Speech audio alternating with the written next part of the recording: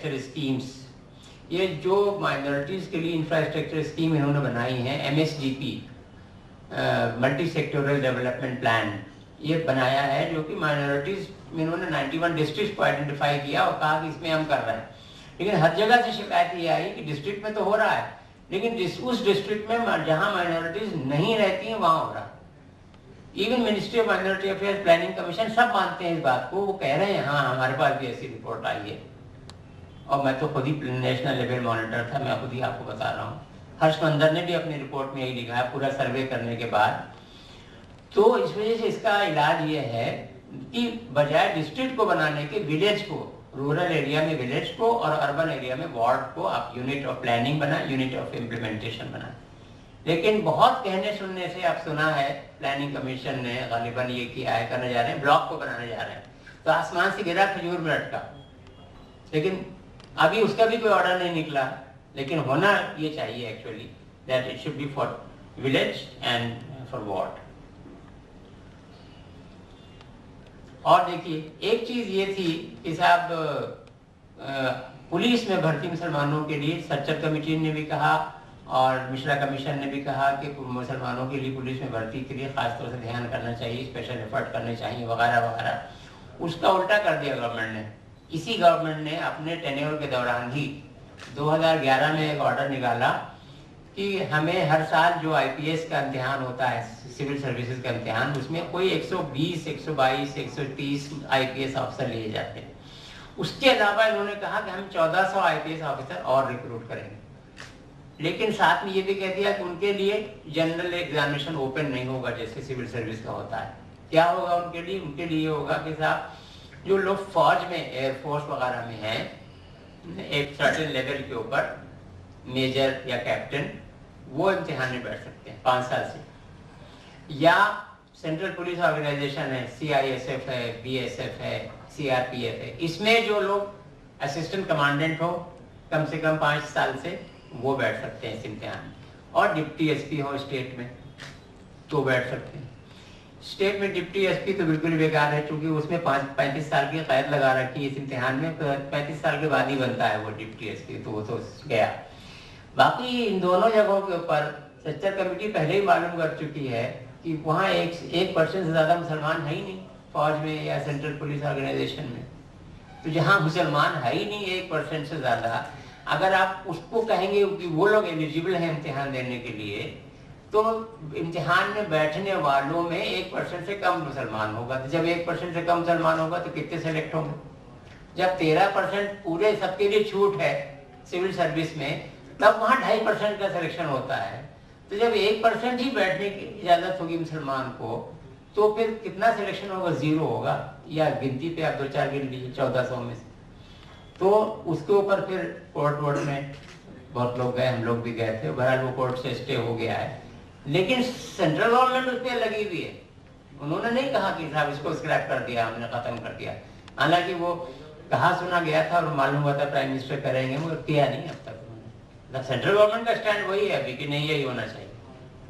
तो that should be scraped. Limited competitive examination जो है दैट शुड बी स्क्रैप्ड। ये 1400 अतिरिक्त IPS अधिकारियों की विशेष भर्ती के लिए सीमित प्रतियोगिता परीक्षा LCE की नीति को समाप्त कर दिया जाए, क्योंकि इस विधि से या ये भी मिनिस्ट्री ऑफ पर्सोनेल और मिनिस्ट्री ऑफ होम, ये 2 मिनिस्ट्रीज काम करेंगी। देन सच्चर कमेटी ने ये कहा था, एक बड़ा इंपॉर्टेंट पॉइंट है, देयर 28 स्टेट हैं जहाँ पर वक्फ बोर्ड, स्टेट वक्फ बोर्ड, जिसमें वक्फ प्रॉपर्टीज का मैनेजमेंट होता है। पूरे इंडिया में 5 लाख वक्फ प्रॉपर्टीज हैं, 6 लाख एकड़ जमीन है, और उनकी जो मार्केट वैल्यू है वो है 1,20,000 करोड़ 2006 के हिसाब से, जब सच्चर कमेटी रिपोर्ट आई थी। लेकिन टोटल आमदनी पूरे साल भर की पूरे इंडिया से 163 करोड़ है सिर्फ। तो जाहिर है बहुत ही रिडिकुलसली लो है, मज़ाक़ है इस तौर पर, बहुत कम है। उसकी वजह क्या है? कानून में खराबियां हैं और एडमिनिस्ट्रेशन में खराबियां हैं। उसके लिए सच्चर कमेटी ने कहा एडमिनिस्ट्रेशन ठीक करने के लिए आप, चूंकि आपके पास जो स्टेट वक्फ बोर्ड है उनका जो CEO होता है, उसको अपॉइंट करने के लिए आपके पास ऑफिसर ही नहीं मुसलमान।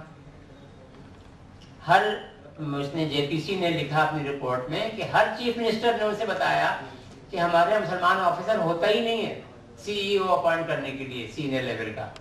तो इस वजह से इसने ये कहा सच्चर कमेटी ने कि आप एक नई सर्विस बना दो, जैसे IPS है, IFS है, IAS है, वैसे इंडियन वक्फ सर्विस बना दो आप, तो वही रखो। और ये भी आप समझ लें कि कम से कम 1 दर्जन स्टेट्स हैं जहां पर हिंदू मंदिरों के लिए और हिंदू प्रतिष्ठानों के देखभाल करने के लिए हिंदू ऑफिसर सीनियर लेवल का, डिप्टी कमिश्नर लेवल का अपॉइंट करने का प्रोविजन है एक्ट के अंदर, स्टेट एक्ट में। कम से कम 1 दर्जन जगह, और सब डिटेल मेरी वेबसाइट के ऊपर पड़ी है, आप चाहे देख लें। तो उसी तरह से सच्चर कमेटी ने कहा कि आप इंडियन वक्फ सर्विस भी बना दो, उसको गवर्नमेंट ने नहीं बनाया, तो दैट शुड बी डन।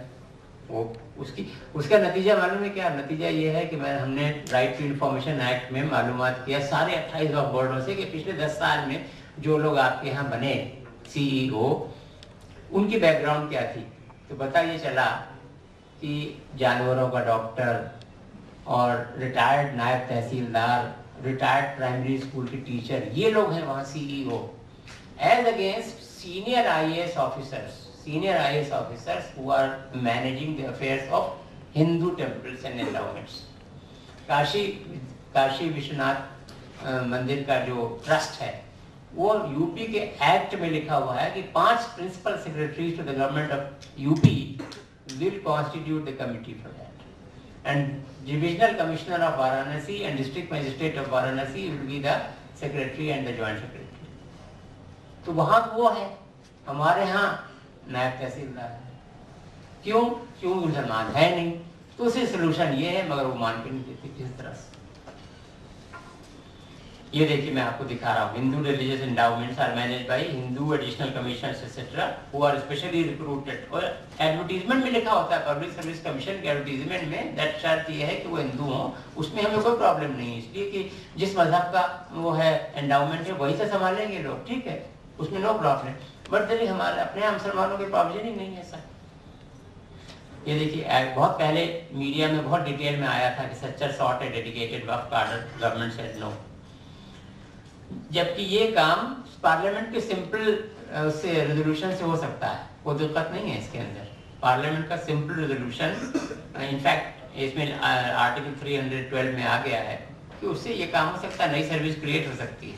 लेकिन जहाँ पर करने की मंशा ही न हो क्या कर सकते। Then secondly next point is कि सच्चर कमेटी और JPC वक्फ, उनकी जितने रिकमेंडेशन हैं वो सब वक्फ बिल में आने चाहिए। वक्फ बिल 2010 में आ चुका है एक बार, जिसको कि मुसलमानों ने बहुत शोर मचाया तो उन्हें वापस लेना पड़ा, और उसके ऊपर सेलेक्ट कमेटी बैठी, सेलेक्ट कमेटी ने अपने रिकमेंडेशन दे दिए हैं, अभी तक 2013 का आया नहीं है।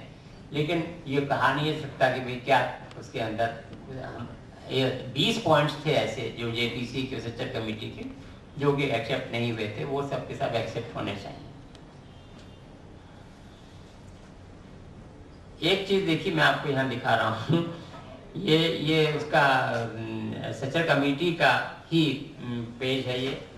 इसमें लिखा हुआ है कि government different state government, central government के डिपार्टमेंट्स खुद वक्फ बोर्ड के वक्फ प्रॉपर्टी के ऊपर बैठे हुए हैं। देखिए दिल्ली में ही 316 प्रॉपर्टीज के ऊपर गवर्नमेंट वो ऑथराइज वो बैठी हुई है। तो एक ये देखिए आप, इंदिरा गांधी का मैंने यहाँ फोटो लगाया है, उन्होंने 1976 में एक खत लिखा था सारे चीफ मिनिस्टर को, उसमें ये लिखा था कि वक्फ प्रॉपर्टी में जहां जहां गवर्नमेंट बैठी है उसको फौरन वेकेट करो, और वेकेट करके वापस कर रेस्टोर कर दो टू द वक्फ बोर्ड। लेकिन वो कुछ उस वक्त हुआ नहीं। तो प्रेजेंट गवर्नमेंट से यही तो कह रहे हैं कि आपकी इंदिरा गांधी भी आपकी की थी, तो आप उनकी बात मान करके कर दो। वो भी अब इसमें काम जो है वो तो यूपीए प्रेसिडेंट को करना होगा, दूसरी जो पॉलिटिकल पार्टीज हैं उनके प्रेसिडेंट को करना होगा, प्राइम मिनिस्टर ऑफिस को करना होगा, देन माइनॉरिटीज मिनिस्ट्री को करना होगा, जो कंसर्न चीफ मिनिस्टर्स हैं उन्हें करना होगा। ये तो इसके साथ ये कर सकते हैं करना चाहें तो, लेकिन अब नहीं करना चाहेंगे तो क्या कर सकते हैं। लेकिन मुसलमान तो गौर से देखेंगे इसको। एक मदरसे की स्कीम है, उसका नाम है SPQEM, ये मिनिस्ट्री ऑफ HRD की स्कीम है, बहुत अच्छी स्कीम है। लेकिन उसकी पब्लिसिटी ही नहीं हुई है मदरसे की स्कीम की। मदरसे की स्कीम आज भी उनकी स्कीम उनकी वेबसाइट के ऊपर तो है नहीं, लेकिन उनके पास जो छपा हुआ मौजूद है दैट इज इन इंग्लिश, और इंग्लिश ही पढ़ाने की स्कीम है। तो जब मदरसे वाले अगर इंग्लिश पढ़े हुए होते तो फिर ज़रूरत क्या थी स्कीम की? वो नहीं पढ़े हुए हैं, साइंस नहीं जानते हैं, कंप्यूटर नहीं जानते, इसी वजह से। और 26 पेज की स्कीम इंग्लिश में है, और जबकि इनको 50 लाख रुपए हर साल मिलते हैं उस स्कीम को उर्दू में और दूसरी लैंग्वेज में ट्रांसलेट करके पब्लिसाइज करने के लिए। तो हमने राइट टू इन्फॉर्मेशन एक्ट में पूछा कि भाई आपने क्या किया इसके लिए, तो उन्होंने बताया कि साहब हमने तो इसमें से कोई पैसा नहीं खर्च किया अब तक इस काम के लिए, और दूसरे काम के लिए खर्च किया, इस काम के लिए खर्च नहीं किया। तो इसको होना चाहिए अब। Then my next point number 14 is कि मदरसे में जो लोग बच्चे पढ़ के निकलते हैं उनको यूनिवर्सिटी में और स्कूल में दाखिला मिल जाए, उसके लिए एक इक्विवेलेंस का सिस्टम बनाना जरूरी है। ये सच्चर कमेटी ने ऐसा कहा है।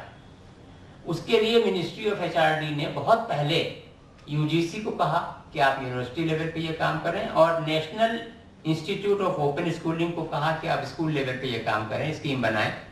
उनकी एक दो मीटिंगें भी खत्म हो गया, कई साल हो गए, कुछ हो नहीं, सब ठंडे बस्ते में पड़ा हुआ है, कुछ नहीं हुआ। That matter should be taken up. अब चाहें तो अगर कि नहीं ये काम होना है तो 6 महीने के अंदर हो सकता है। ये काम बहरहाल एचआरडी मिनिस्ट्री करना होगा। एक चीज है ये इंटरेस्ट फ्री बैंकिंग का ऑप्शन दिया जाना, इंटरेस्ट फ्री बैंकिंग का ऑप्शन दिया जाना। ये प्लानिंग कमीशन की ही एक कमेटी है, रघुराम राजन कमेटी, उसने अपनी रिपोर्ट में भी ये रिकमेंड किया है बहुत स्ट्रांगली कि हाँ ये काम होना चाहिए। लेकिन अभी तक आई डोंट नो क्यों रोके हुए हैं, क्यों नहीं, क्यों गवर्नमेंट उसके ऊपर ज़रा तकल्लुफ से काम ले रही है या शर्म आ रही है उसे कुछ करने में। जबकि जितनी मॉडर्न कंट्रीज वर्ल्ड की हैं, मोस्ट एडवांस कंट्रीज, सब जगह हो चुका है ये इंटरेस्ट फ्री बैंकिंग के सिस्टम। लेकिन ये कि बहरहाल इंडिया में अभी ऑप्शन दिया, ऑप्शन ही की बात है, खाली जो करना चाहे कर, लेकिन ऑप्शन अभी तक दिया नहीं है। एक सेंट्रल उर्दू टीचर्स स्कीम है, उसमें यह है कि जो उर्दू टीचर्स हैं स्कूलों में उनकी सैलरी गवर्नमेंट ऑफ इंडिया देगी, सेंट्रल गवर्नमेंट। लेकिन वो उन्होंने स्कीम तो बना दी 5 साल पहले, स्टेट्स को भेज भी दी, स्टेट्स में जगह जगह इम्प्लीमेंट ही नहीं हुई। ये सब हम राइट टू इन्फॉर्मेशन एक्ट में मालूम कर चुके हैं। कहीं कहीं किसी न किसी टेक्निकल ग्राउंड के ऊपर रुका हुआ है।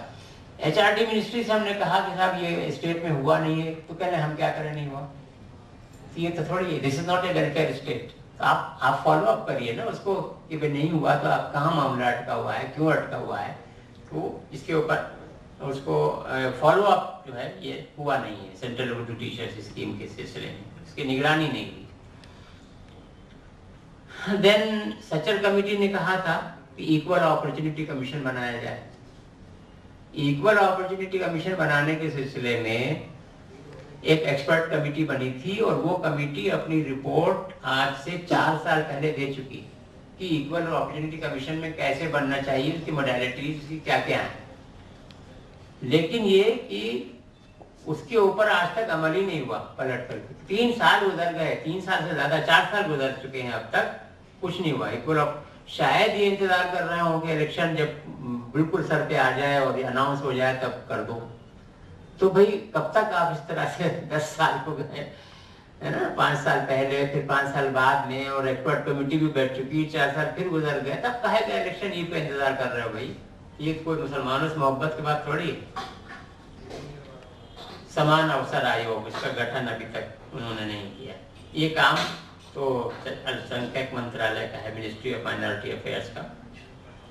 उसी तरह से एक और भी पैरेलल स्कीम है जिसके बारे में बहुत कम लोग जानते हैं। सच्चर कमेटी ने ये स्कीम रिकमेंड की है, एंड ये स्कीम अगर इंडिया में इम्प्लीमेंट हो जाए तो India will be the leader of the world. बहुत उम्दा स्कीम है। इसमें यह है कि अगर कोई भी इंडिविजुअल या कोई कंपनी या कोई गवर्नमेंट ऑफिसर, कोई भी शख्स, कोई आदमी अगर ये करता है कि साहब हम जो काम कर रहे हैं उसमें हम इस बात का ख्याल रखेंगे जिन लोगों का इस काम का फायदा हो रहा है उसमें सब मजहब के मानने वाले लोग शामिल हों, वो इतना ही करना। तो उस आदमी को या उस कंपनी को या उस बिजनेस कंसर्न को या उस गवर्नमेंट ऑफिस को स्पेशल अवार्ड मिलना चाहिए। अब जैसे कोई बड़ा बिजनेसमैन है, अगर ये काम कर रहा है तो उसको टैक्स में छूट दी जा सकती है। कोई इंडिविजुअल है तो उसको आप राष्ट्रपति भवन में बुला करके नाम दे सकते हैं, ताकि इंकरेजमेंट मिले लोगों को। स्कीम बनानी थी, इसके ऊपर भी एक्सपर्ट कमेटी बैठ चुकी, 4 साल पहले वो भी अपने रिकमेंडेशन दे चुकी, ठंडे बस्ते में पड़ा हुआ है, कुछ नहीं। चूंकि जबानी जमा खर्च करना है कि हाँ ठीक है, मुसलमानों में बड़ी मोहब्बत है, हम कर रहे हैं, हमने जो है 76 में से 72 कर दिए, लेकिन ये जो असली चीजें हैं कुछ कर ही नहीं रहे, ना कोई जिक्र हो रहा है इसका दूर दूर तक।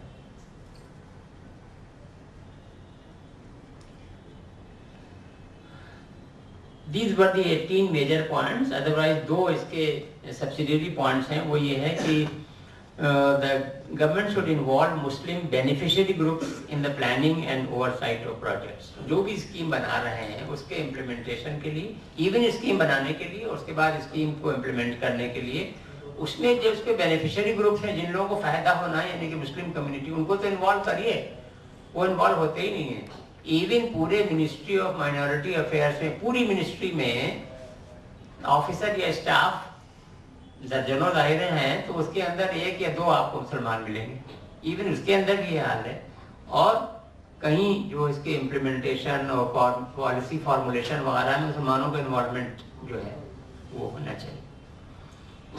And my last point is that concentrate on benefiting the whole Muslim community, not only a few individuals.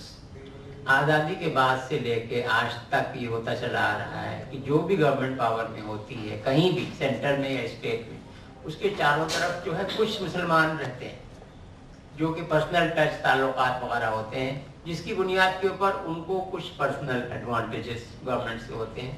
और गवर्नमेंट ये सोचती है कि साहब इसकी वजह से ये हो गया कि हाँ भाई वाह वाह, मुसलमानों के लिए हमें जो करना था हमने कर दिया, तो वो करें, कोई हर्ज नहीं उसके अंदर। लेकिन in addition to that do for the community, जो कम्युनिटी को एडवांटेज देने वाली स्कीमें हो जो मैंने आपको गिनाई हैं अभी 18 अदर पॉइंट्स, वो तो करो ना भाई।